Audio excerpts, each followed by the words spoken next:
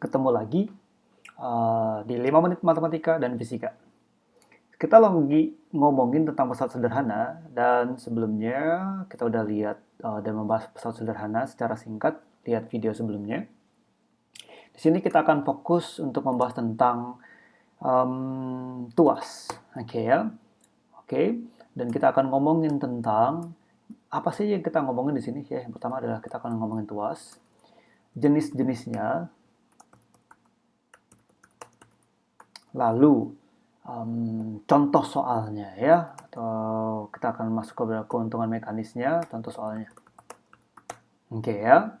Dan perhitungannya itu kayak gimana sih, rumus yang ada di tuas itu macam apa aja sih, gitu ya. Nah, langsung aja. Pertama, kita akan ngomong tentang jenis-jenis tuas, yaitu ada tuas golongan 1, tuas golongan 2, tuas golongan 3. Oke, seperti yang terlihat di layar ini, tuas golongan 1 ada di sini. Tuas golongan 2 ada di sini. Tuas golongan 3 ada di sini. Nah, apa sih perbedaan di antara atau distinction-nya? Yang perlu diperhatikan adalah biasanya kalau saya yang diingat itu apa sih yang di tengah? Itu antara kuasa, ada beban, ada titik tumpu. 3 istilah yang ada di tuas. Nah, yang ada di golongan 1 itu, yang di tengahnya adalah titik tumpunya. Jadi saya mengingatnya sebagai T. Titik tumpunya di tengah. Kalau di tuas golongan 2, apa sih yang di tengah? Yaitu beban yang ternyata di tengah. Kalau golongan 3, apa yang di tengah? Ternyata kuasanya yang di tengah. Jadi, akronimnya atau singkatannya TBK. Ya, tuas golongan 1, titik tumpu di tengah. Golongan 2, beban di tengah. Golongan 3, kuasanya yang di tengah. Ya, secara sederhana seperti itu. Oke, kalau mau lihat lagi, saya akan tuliskan. Ya, tuas golongan 1 itu apa aja? Contoh-contohnya adalah linggis, gunting, tang, dan pembuka kaleng. Itu tuas golongan 1. Kalau golongan 2 itu terdiri dari contohnya catut, pembuka botol, dan stapler atau staples. Ingat tadi golongan 3 itu contohnya adalah sapu. Nah, lihat lagi sekali lagi gambar yang ada di sini. Golongan 1, 2, dan 3. Ada skop, ada cangkul juga golongan 3. Golongan 2 ada juga ya dorongan ini. Dan golongan 1 adalah seperti ini. Nah, kita masuk kepada contoh soalnya. Tetapi sebelum masuk kepada contoh soalnya, kita akan ngomongin tentang keuntungan mekanisnya. Secara matematis, keuntungan mekanisnya, ingat keuntungan mekanis itu selalu W per F. Sama dengan, kayak gini ya. Sama dengan LF per LW. Atau kadang-kadang orang juga akan nulisnya sebagai gini. KM sama dengan W per F sama dengan lengan kuasa per lengan beban. Ya, ini diganti dengan beban, ini diganti dengan kuasa. Nah, kita langsung masuk kepada contoh soal. Nah, tadi saya udah siapin contoh soalnya adalah seperti ini. Nah, tetapi kita mesti coba dulu terjemahkan apa itu KM. Sekali lagi KM adalah sama dengan keuntungan mekanis.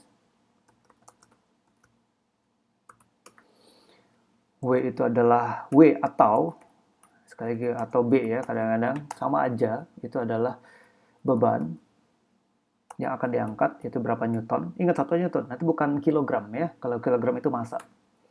F atau K itu adalah kuasa. Satunya juga newton.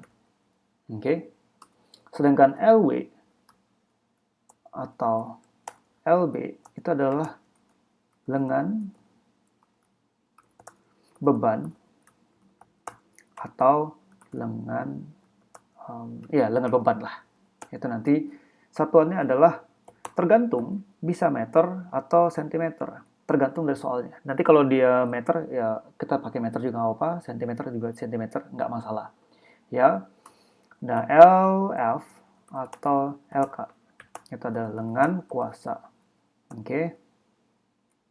Yaitu satunya juga M atau cm, tergantung nanti dari soalnya. Nah, sekali lagi, yang pasti diingat di sini adalah tolong diperhatikan nanti lengan kuasa itu atau lengan beban itu adalah jarak dari titik tumpu ke beban. Begitu juga dengan lengan kuasa. Lengan kuasa adalah jarak dari titik tumpu ke kuasa atau ke F-nya. Oke? Nah, mari kita gunakan rumus ini untuk menyelesaikan contoh soal ini. Oke ya. Sekali lagi, kadang-kadang ini juga bisa kita tulis sebagai gini. W dikali LW atau LB ya, sama dengan F dikali LF atau LK. Oke? Nah, di dalam soal ini kita lihat. Jadi yang diketahui di dalam soal ini pertama-tama adalah bebannya, weight-nya. Biasakan tulis kayak gini ya. Weight sama dengan 1000 Newton. Lalu apa yang dikasih tahu? Ternyata tuasnya panjangnya 300 cm. Jadi biarkan ada dalam bentuk cm, nggak perlu diubah dalam meter. Tuasnya panjangnya 300 cm. Dan kemudian lengan beban LB atau LW. Oke ya. Lengan bebannya, kita pakai LB aja deh ya, beban aja. Kalau gitu. Lengan bebannya adalah 50 cm. Nah, kalau lengan bebannya 50 cm, berarti lengan kuasanya adalah ya 300 kurang 50.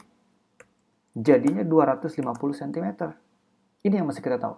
Nah, baru ada lagi yang nggak tahu. Nggak ada ternyata. Lalu apa yang ditanya? Hitung gaya yang diperlukan. Maka ditanyanya adalah F-nya atau kuasanya atau K-nya ya. Ini berapa sih? Maka kita akan menggunakan rumus yang kita punya. Oke ya. Masih ingat tadi?